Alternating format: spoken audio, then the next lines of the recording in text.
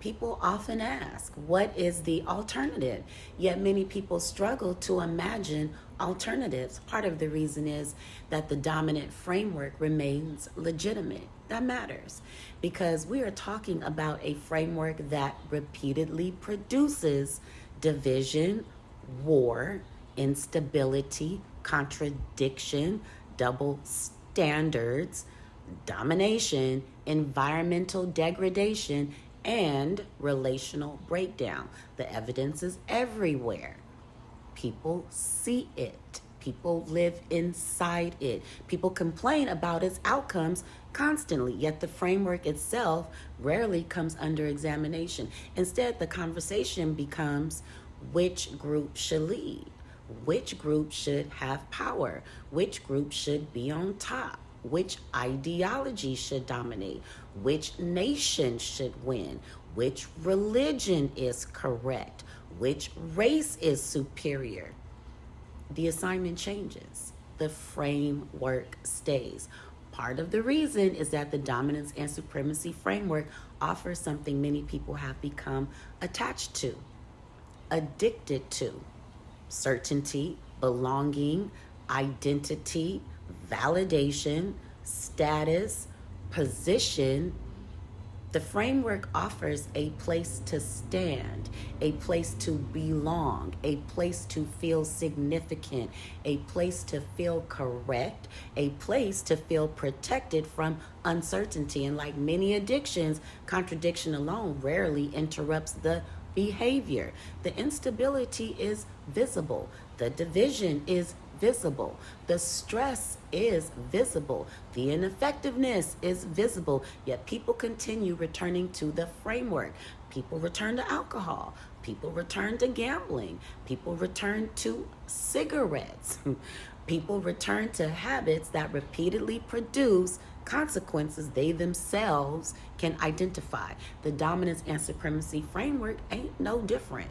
The contradiction is visible. The return continues. At this point, white men must enter the conversation, not because white men must save everything, not because white men must fix everything, not because everyone else is exempt from reproducing the framework. Everyone participates in reproducing it.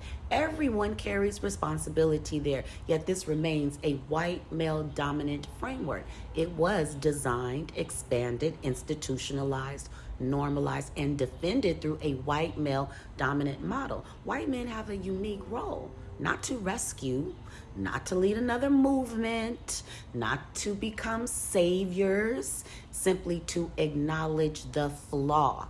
It matters not whether y'all are liberal or conservative, religious or secular, working class or wealthy, segregationist or integrationist, ally or non-ally.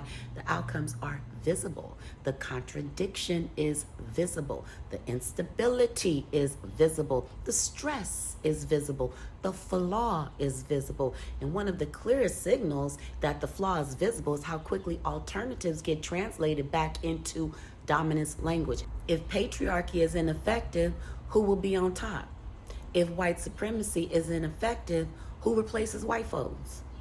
If hierarchy is ineffective, well, who will lead? If participation is proposed, who is in charge? If relation is proposed, who has authority?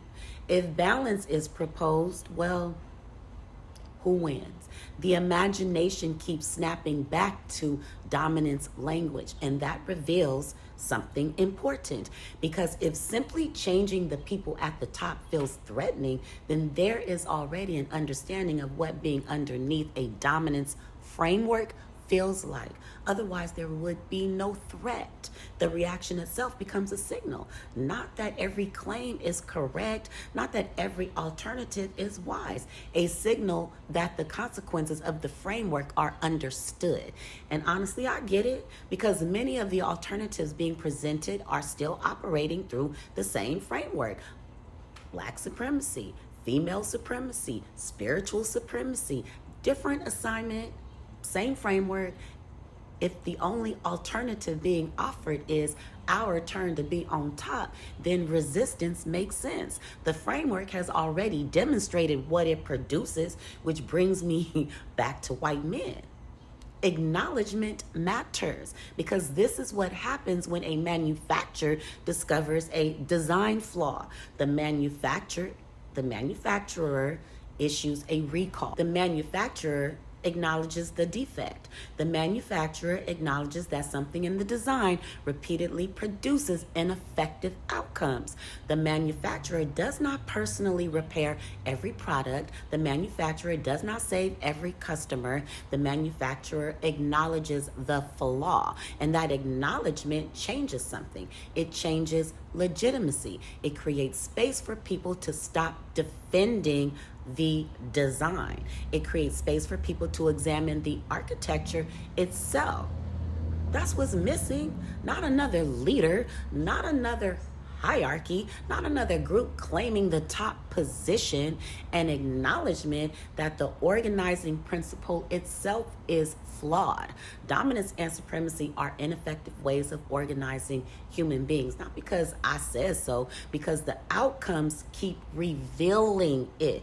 The evidence keeps revealing it. The contradiction keeps revealing it. The instability keeps revealing it. The stress keeps revealing it. The relational breakdown keeps revealing it. The environmental consequences keep revealing it. The framework keeps revealing itself through its own outcomes. Yet many people continue trying to repair it, improve it, defend it, redistribute positions inside. Meanwhile, the architecture remains largely untouched. And perhaps that is the deepest signal of all.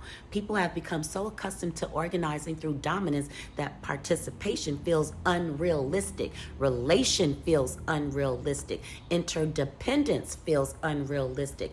Balance feels unrealistic. Yet those are not unknown ideas. Human beings have organized through them before. The question is whether humanity can recognize the flaw clearly enough to imagine beyond it. Because until that happens, we keep rotating assignments.